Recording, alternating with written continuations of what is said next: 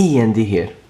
One of the most things that a collector and an investor of Magic the Gatherings fears from the game is reprints. Reprints, I do understand that reprints are needed in Magic the Gathering, are needed in the game, but reprints is one of the most things that every collector, every investor in Magic the Gathering fears. And we know the story of Chronicles. Chronicles was a set that was released with only reprints from the previous sets in Magic the Gathering.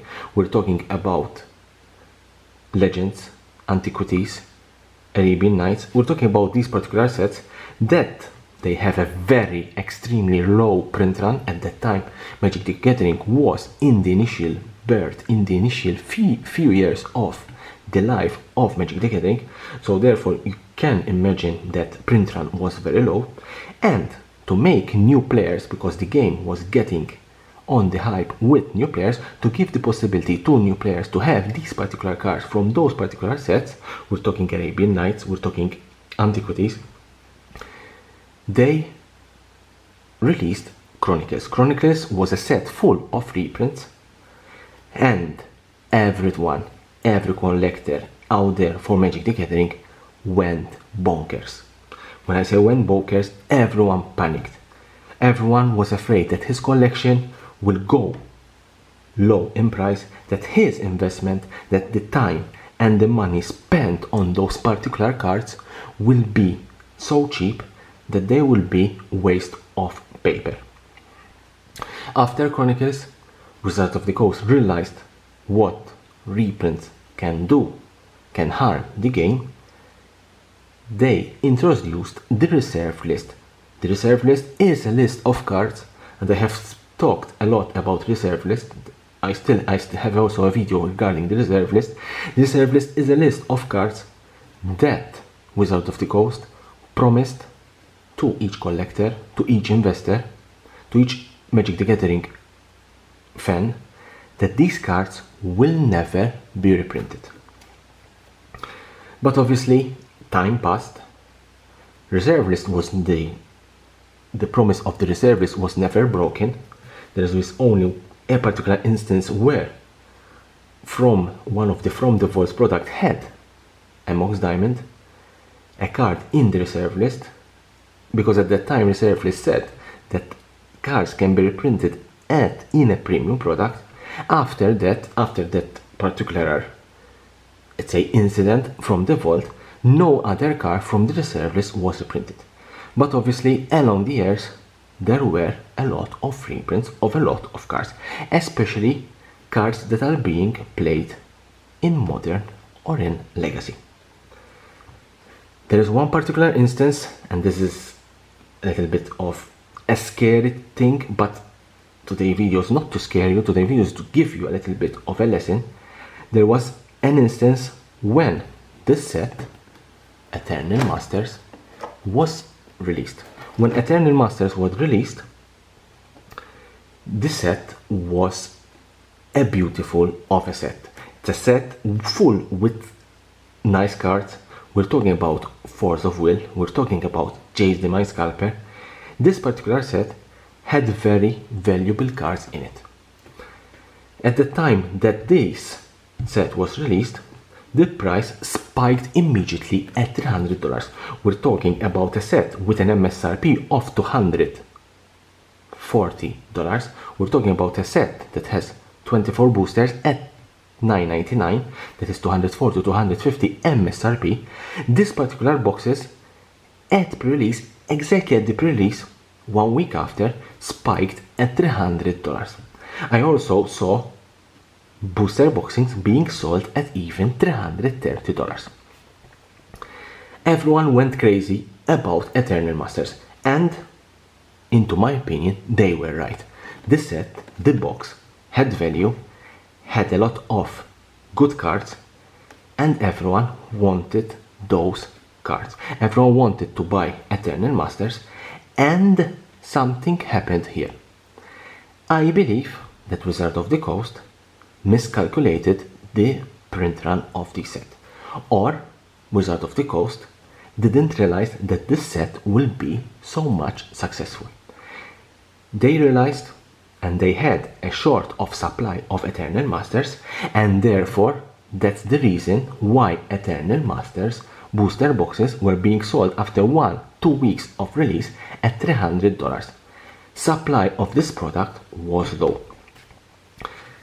I know a lot of collectors, I know a lot of investors that bought these boxes at a very high price, thinking that in a 1 year's time, in a 2 years' time, these boxes will be $500.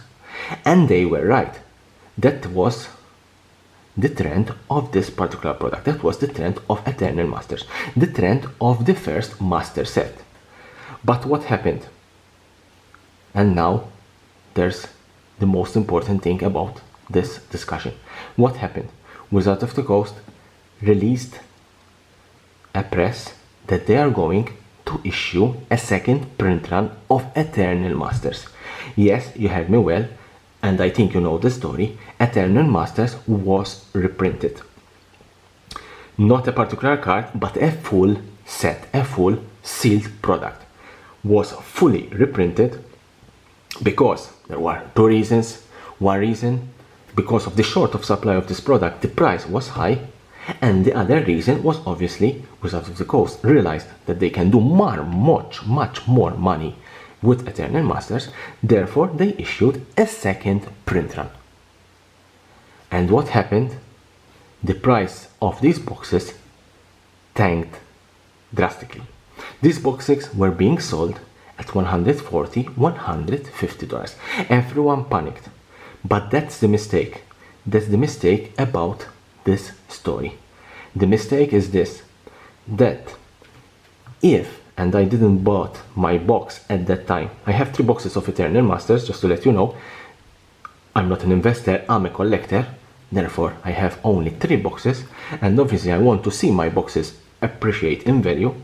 At that time, when it was released, $300 Eternal Masters box, into my opinion, was too much expensive.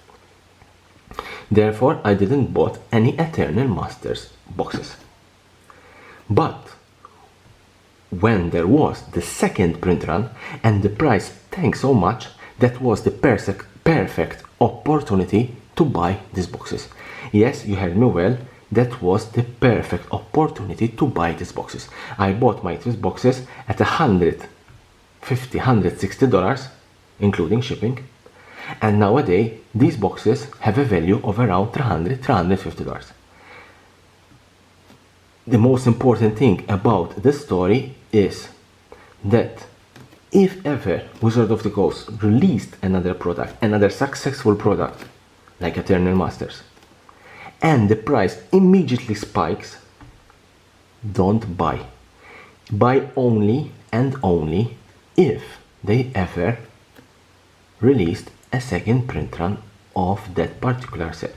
If they ever released a second print run of their particular set, the price will go down, and that's the perfect opportunity to buy your boxes.